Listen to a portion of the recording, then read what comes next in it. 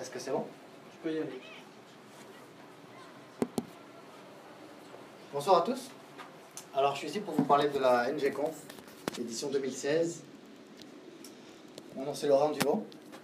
Et comme Julien l'a dit tantôt, j'ai pris cette image d'ailleurs de ce qu'il a partagé il y a quelques semaines. J'habite à Montréal. Mais ça me fait extrêmement plaisir d'être ici, parce que je suis à Montréal depuis 10 ans. Mais avant ça, j'étais à Toulouse. J'étais à Toulouse pendant 27 ans, quasiment toute ma vie avant ça. Donc, je suis très content d'avoir été invité pour... je suis juste de passage quelques jours, je repars demain à Paris. Mais je suis content d'avoir eu l'opportunité de venir ici, dans votre groupe. Qu'est-ce que je fais dans la vie? Il y a un terme qu'on entend beaucoup actuellement qui est le full stack développeur. Plusieurs d'entre vous qui doivent se nommer comme ça. Alors moi, je fais beaucoup de formations actuellement. Alors, je me nomme un full stack trainer et actuellement je donne beaucoup de formations Angular d'ailleurs. J'ai créé une formation Angular, donc vraiment au Canada, c'est là où je suis. Et une formation de 2 jours que j'ai déjà donnée 23 fois sur les 10 derniers mois. Je l'ai donnée 6 fois depuis la conférence NGConf il y a 1 mois. Formation sur Angular 2 maintenant. Donc je fais beaucoup ça actuellement. Et comme l'a dit Julien, c'est actuellement le 2e meet-up Angular Toulouse. Et pour le premier meet-up, moi j'étais donc à Montréal. Particulièrement j'étais dans le taxi pour aller à l'aéroport de Montréal, pour aller à la conférence que je vais vous présenter. Et donc j'ai suivi le premier meet-up en live sur YouTube, la présentation de Kevin. Et j'étais très content, ça a très bien marché. Donc vous avez au moins un auditeur là qui était de l'autre côté Atlantique. Et j'étais particulièrement content de pouvoir suivre ça. Donc encore une fois, ça fait vraiment très plaisir d'être ici ce soir. D'ailleurs, ça, c'est vos 3 organisateurs du groupe, Julien, Kevin et Aurélien. Kevin, on le reconnaît moins ici, là, j'ai pas pu trouver de photo. Désolé. Mais si vous étiez au premier meet-up, vous l'avez vu en personne, donc vous savez qui c'est. Mais je suis vraiment impressionné, moi, de ce groupe-là. Je suis impliqué dans plein de groupes à Montréal, des groupes Microsoft.net ou Web, HTML, groupe Google. Puis, c'est vraiment, je ne sais pas si vous vous rendez compte, là, c'est un nouveau groupe qui s'est créé. Il y a déjà combien t'as dit d'inscrits sur le meet-up? 250 inscrits. Et puis vous faites ça en live sur YouTube avec le setup, c'est vraiment impressionnant. Je trouve que ça mériterait quelques applaudissements pour l'organisation du meet-up. C'est un beau travail, je trouve, pour un meet-up aussi jeune. Bref, donc je suis là pour vous parler un petit peu, j'ai 30 minutes pour vous parler de... Et je vais t'embêter, ton partage d'écran a sauté. Le partage d'écran a Donc on applaudit, mais limite les partages faut d'écran. pas applaudir. Faut pas faire trop de bruit, ouais, parce que ça perturbe les ondes. Ok. On voit que PowerPoint, le partage d'écran global. Ok, Chrome n'a pas craché, donc je vois. Tu peux m'envoyer les mots de passe, s'il te plaît, le mot de passe pour le Wi-Fi. Le partage desktop complet. Non, parce qu'en fait, quand tu passes en plein écran, ça me laisse que les slides. Ok. Et quand je partage le desktop, j'ai déjà fait 2 fois, ça a craché Chrome. Je veux bien réessayer. Hein. Sinon, reste sans le mode plein écran. Ce que je peux faire, c'est... Ok. Parce que là, c'est ça qui se passe. Désolé. Ah ouais. On va pas avoir un petit effet. Hein. Sinon, j'aurais que toi sur la vidéo. Mais ouais, ça va pas bien marcher si je fais ça par contre. Est-ce que je peux mettre... je vais retester quand même une fois. Vas-y. Tu me dis? Tu l'as toujours? Non. Non? Pas de plein écran? Non. Oh my god. Alors, ça va briser un peu mes petites animations, mais si je le fais comme ça. Ok, là c'est bon? C'est bon. Alors, qu'est-ce que c'est NGConf? C'est la conférence, je dirais, officielle d'Angular. Il y en a également en Europe. Il y a la NG Europe. Il y en a une en Angleterre. On va dire que celle-là, c'est la plus grosse aux États-Unis, puis c'est celle de l'équipe Angular. Ça a eu lieu, c'était la 3e édition cette année, et ça a eu lieu donc du 4 au 6 mai à Salt Lake City. C'est en Utah, donc dans l'ouest, Nevada, Las Vegas. Et il y avait pour cette édition 1500 développeurs qui étaient présents. C'était le double de l'édition précédente. Donc on sent qu'il y a de la popularité qui grandit. Et ce qui est embêtant, c'est que si je fais ça, parce que normalement c'est supposé faire comme ça. Et là tu vois plus le partage d'écran. Attends, je te mets en plein écran et je filme avec le tableau. Donc la date c'était le 4 mai, 4 mai, May the 4th en américain. Donc ils ont fait un petit jeu de mots là, c'est May the 4th, puis le thème c'était Star Wars. Alors, c'est ça qu'on pouvait voir un petit peu dans les couloirs. Ça, c'est la partie non technique que je montre. Ça, c'était le banc de la cantinella à l'enregistrement. Même un Stormtrooper là à l'entrée. Donc, ça, c'était un petit peu pour le côté ambiance. Au niveau des nouvelles qui sont présentées, donc il y avait toute l'équipe Angular qui était ici. Ils ont fait sur 3 jours. Un premier jour, c'est un keynote devant toute la salle. Et donc, évidemment, ils ont annoncé, si vous avez suivi un petit peu les informations, Angular 2, la version RC1. Avant ça, on était en bêta, version bêta depuis le 15 décembre. Donc là, l'annonce qui est faite, c'est que ça passe en RC1, qui était quand même pas mal attendu là, pour tous ceux qui suivent un petit peu Angular 2. Et au passage, on a eu d'autres versions depuis. Donc ça, c'était il y a 1 mois et demi. On a eu la RC2 il y a 1 semaine. Et la RC3, il y a 48 heures. Donc actuellement, la dernière version d'Angular 2, c'est la RC3. C'est-à-dire que ce n'est pas encore la version finale. RC pour Release Candidate, c'est-à-dire qu'on n'est plus en bêta, mais on n'est pas tout à fait en version finale. Ça se rapproche. Qu'est-ce qu'il en est d'Angular 2 version finale? Ce que tout le monde attend. Il n'y a pas de date officielle par rapport à ça. Il n'y a pas vraiment de timeline, on ne sait pas trop. Qu'est-ce qu'on peut voir, c'est qu'il y a eu 52 versions alpha. On est rendu en bêta depuis 15 décembre. Il y a eu 19 versions bêta. Et en 5 mois, on est rendu à la version Release Candidate. Donc tout ce qu'on peut juger, c'est de la rapidité du travail. Enfin, la rapidité, c'est relatif, mais on peut considérer que ça va prendre encore quelques mois. C'est un guess, hein, je n'ai pas d'informations à vous donner par rapport à ça, mais si on voit 5 mois depuis la bêta à la RC, si on rajoute 5 mois, ça va nous faire arriver à septembre-octobre pour la version finale. Est-ce qu'ils travaillent l'été ou pas? Qu'est-ce qu'ils vont faire? Est-ce qu'ils vont partir en vacances? On ne sait pas. Donc Angular 2 version finale, on ne sait pas quand, mais peut-être on ose espérer à la rentrée, peut-être un peu avant, à suivre. Ils n'ont pas donné de détails là-dessus, non. Donc on attend. Ça commence à être long. Mais je pense que pour tous ceux qui développent avec Angular, on commence à être patient maintenant. On a développé cette qualité. Alors, ils ont annoncé quelques chiffres au cours du keynote, toujours, par rapport à la communauté. Alors, ce qu'ils appellent la communauté, c'est des statistiques de visite sur le site officiel et documentation. Au passage, Angular 1 était hébergé sur angularjs.org. Pour Angular 2, il y a un nouveau site qui s'appelle angular.io. Donc, il y a 2 sites, ils surveillent les statistiques sur des visites uniques en 30 jours. La communauté était à 1 300 000 en mai. Ça avait plus de 200 000 développeurs là, depuis le mois d'octobre, ce qui est quand même pas mal. Ça, c'est pour Angular 1. Et donc, au mois de mai, à la même période, il y avait déjà 360 000 développeurs, en tout cas visiteurs sur le site, pour Angular 2. Donc, pour montrer qu'il y a quand même, c'était encore de la bêta, on n'avait pas tout à fait la RC là, début mai, puis ça fait quand même pas mal de monde, pas mal d'intérêt sur cette nouvelle version. Et le slide PowerPoint qui m'a le plus frappé, moi, c'est celui-ci. Vraiment, le titre, c'est The Framework à la plateforme. Donc, on sent que l'équipe Angular positionne maintenant carrément Angular, non pas comme juste un framework, mais comme une plateforme de développement. Ça veut dire quoi? Ça implique plusieurs choses. On dirait les briques un petit peu bleues, c'est plus l'aspect framework technique, tout ce qui est compilation des templates, le rendering, tout ce qui est détection de changement. Ils ont adopté Zone.js pour ça, les décorateurs qui viennent avec TypeScript, l'injection de dépendance pour les services. Mais il y a plein d'autres choses autour de ça. Il y a toute une équipe qui travaille sur un framework d'animation, une autre équipe qui travaille sur tout ce qui est internationalisation, donc tout ce qui est différentes langues dans nos applications, également tout ce qui est routeur pour la navigation. Il y a tout un module dédié qui est encore en travail, là, mais il y a tout un module qui s'appelle NG Upgrade, qui est un module qui est là pour vous faciliter une éventuelle migration depuis une application Angular 1 vers Angular 2. Donc c'est quelque chose que vous pouvez surveiller là, si vous souhaitez migrer peut-être à un moment donné. Et il y a encore plein d'autres choses par-dessus ce framework pour en faire toute une plateforme. On a une CLI maintenant, je vais en parler dans un instant, une interface de commande qui permet notamment de faire un setup et un premier projet extrêmement rapidement. Il y a Material Design, toute une équipe qui fait des composantes Material Design pour faire du look and feel matériel pour nos applications. On a, au niveau de la mobilité, il y a des choses qui arrivent également pour les applications progressives, je vais en reparler. Et puis Augury, C'est une extension de Chrome qui permet de débugger une application.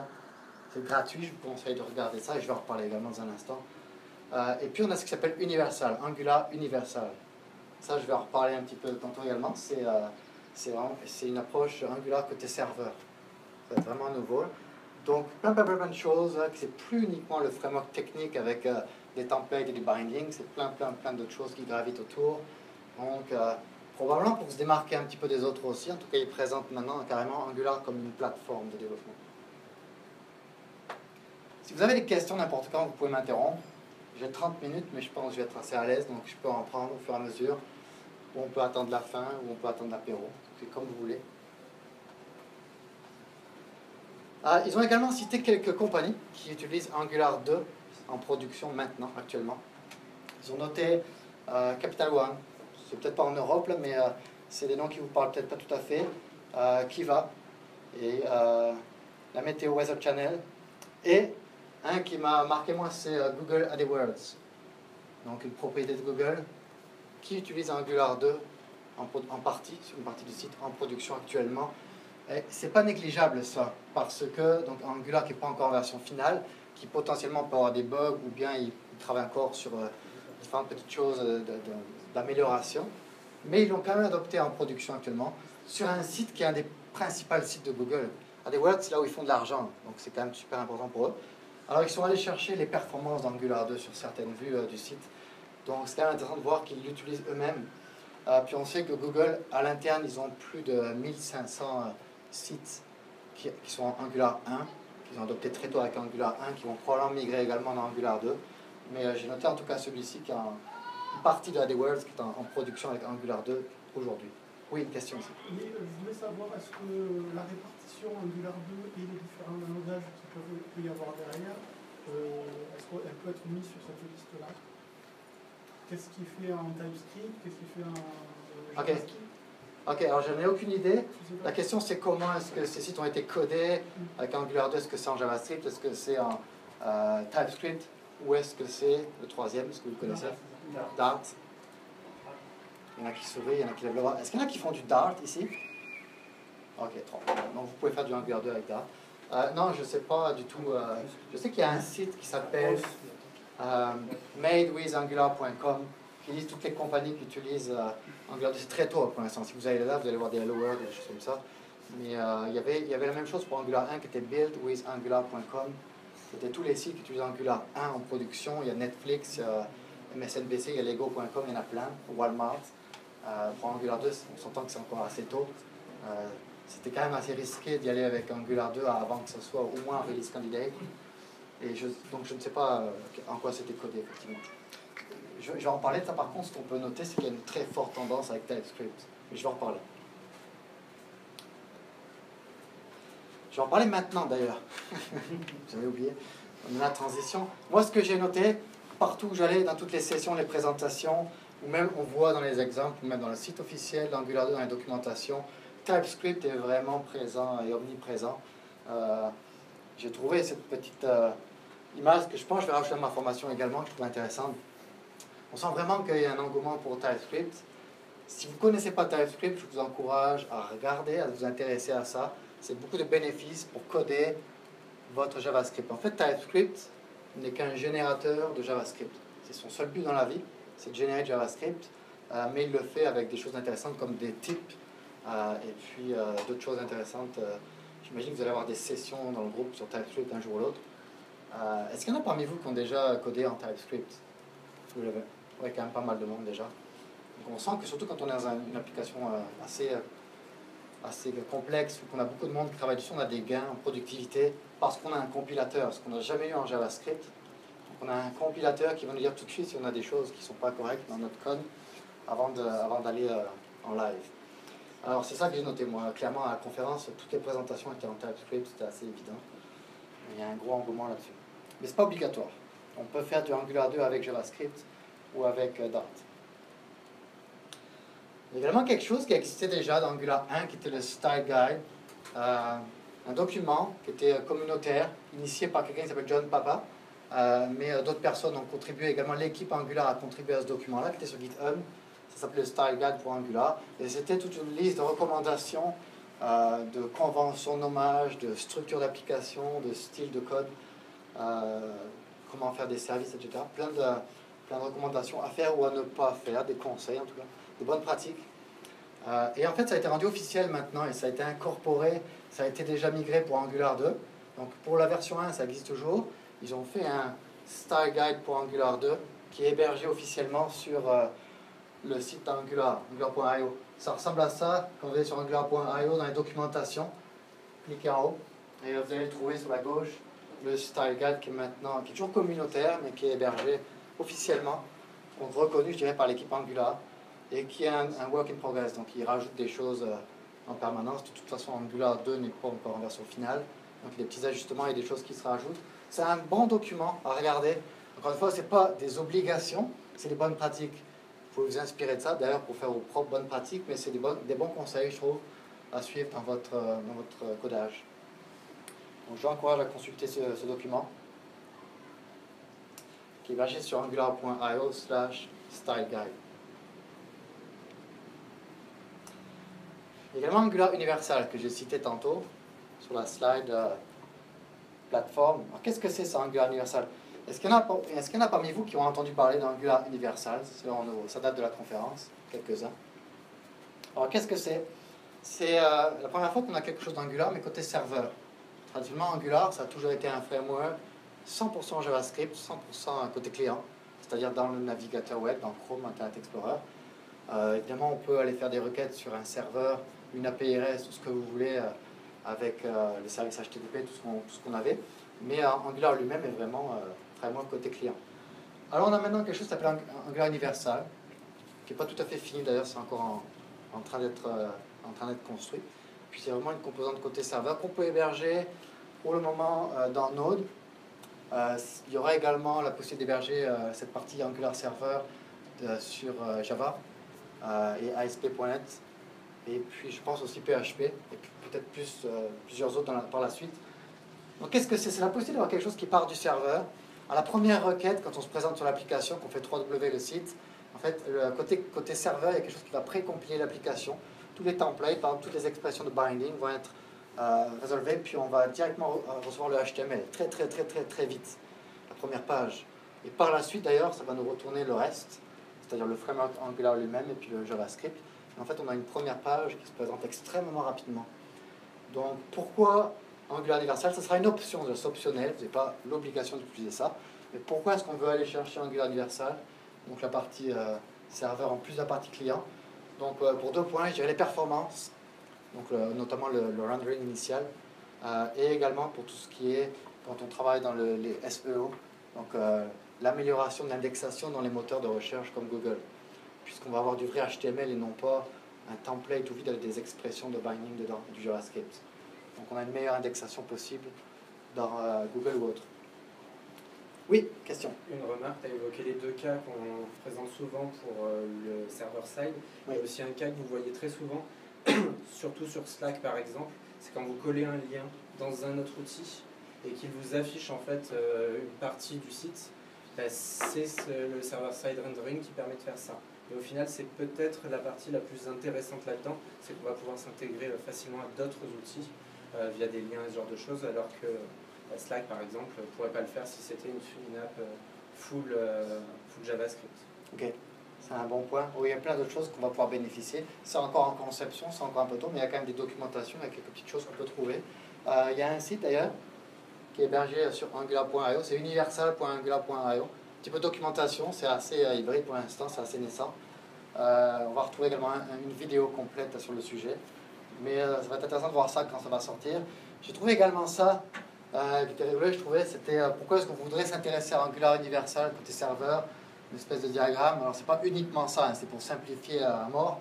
Je dirais, est-ce qu'on veut avoir un loading initial qui soit plus performant? Oui, on peut aller chercher Angular Universal pour ça. Est-ce qu'on s'intéresse au SEO? Oui, on peut aller chercher Universal pour améliorer ça. Ou comme tu disais, les liens profonds, et bien également on peut utiliser Universal pour améliorer toutes ces fonctionnalités-là. Voilà pour Angular Universal. Il y a également une nouveauté qui est sortie lors de la conférence, c'est la Angular CLI pour Command Line Interface. Donc c'est une ligne de commande ou un terminal sur Mac dédié à Angular 2. Ça n'existe pas sur Angular 1. Peut-être qu'ils vont le migrer un jour pour Angular 1, mais celle-ci est dédiée à Angular 2. Donc c'est la possibilité en ligne de commande de faire des commandes pour accélérer fortement notre setup initial du projet, puis plein d'autres choses par la suite. Mais regardez ce qu'on peut faire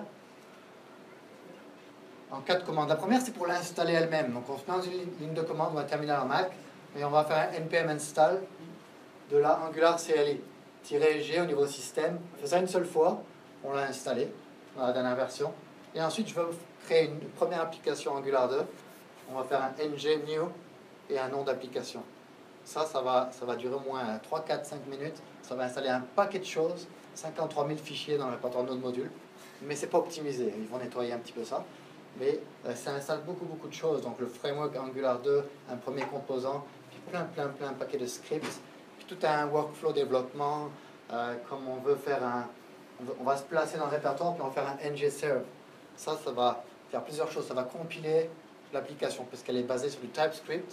Donc il va compiler pour obtenir le JavaScript, et les fichiers HTML, CSS, tout ça, qui va déplacer dans un répertoire dist, qui va hoster dans un serveur web local. Parce que quand on développe sur une application Angular, on veut rouler dans un serveur local, localhost sur un port. ng-serve va faire exactement ça. Il va ouvrir un serveur web local et on va pouvoir tester l'application. Et il va également avoir un watch sur le système de fichiers. Si vous codez quelque chose en TypeScript, automatiquement il va le compiler, invoquer le compilateur TypeScript, déplacer le JavaScript dans le répertoire et tout de suite vous pouvez le tester. Ça inclut également Live Reload, que vous utilisez peut-être déjà, qui permet de rafraîchir automatiquement la page dans Chrome, dans le navigateur, dès qu'on fait un changement dans notre code. Donc c'est plein de choses qui sont mises en place, également des tests unitaires qui sont là, entre beaucoup de choses, en une seule ligne de commande, finalement ng-new. Donc c'est une belle option qu'on a pour simplifier notre setup. Si vous avez déjà setupé un projet Angular, vous savez que c'est beaucoup de choses à installer, beaucoup de npm install. Donc vous avez fait un petit sondage, l'équipe Angular, en disant c'est quoi ce qui est le plus bloquant quand vous commencez à apprendre Angular 2. Puis le point numéro 1, c'était le setup et la configuration. Donc ça, c'est la réponse à ce point-là, la CLI. CLI.angular.io. Également a été présenté quelque chose du côté de la mobilité, avec le Angular Mobile Toolkit, qui s'adresse notamment à faire des applications web progressives. C'est un tout nouveau terme qu'on entend parler un peu récemment. Je ne sais pas si tout le monde est familier avec ça. Vous aurez certainement des présentations techniques un jour ou l'autre dans ce groupe-là. Applications progressives web, comme son nom l'indique, c'est des applications web. Ce pas des applications natives, mais c'est des applications web qui ont un comportement natif. Donc, ils vont pouvoir marcher offline, qui vont pouvoir avoir des notifications push, qui vont pouvoir avoir ce qu'on appelle un pp manifest pour s'installer dans un mobile. Mais encore une fois, ce n'est pas une application qu'on va mettre dans un store.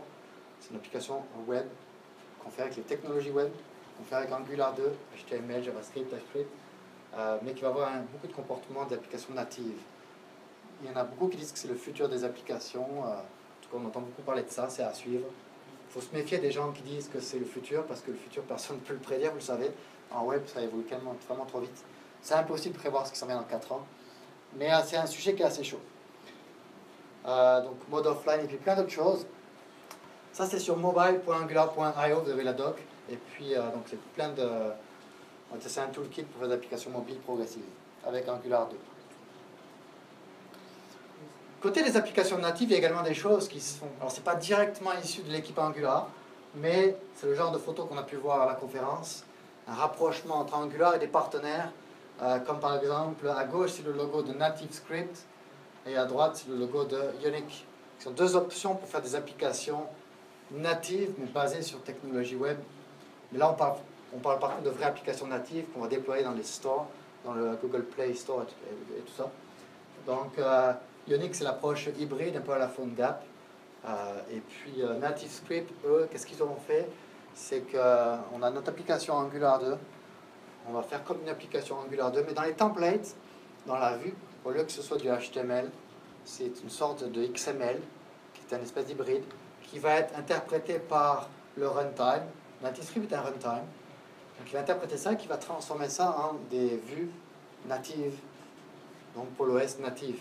Donc si on met une balise bouton, eh bien ça va le faire, et ça va faire un vrai bouton sur Android, ça va faire un vrai bouton sur iOS. Donc une vraie application native en bout de ligne, issue d'une application web Angular 2. D'accord, donc c'est deux approches un petit peu différentes également, qui ont chacune leur avantage et inconvénients. Ça aussi, j'imagine que par la suite, vous aurez des conférences et des présentations sur le sujet pour explorer un petit peu plus loin.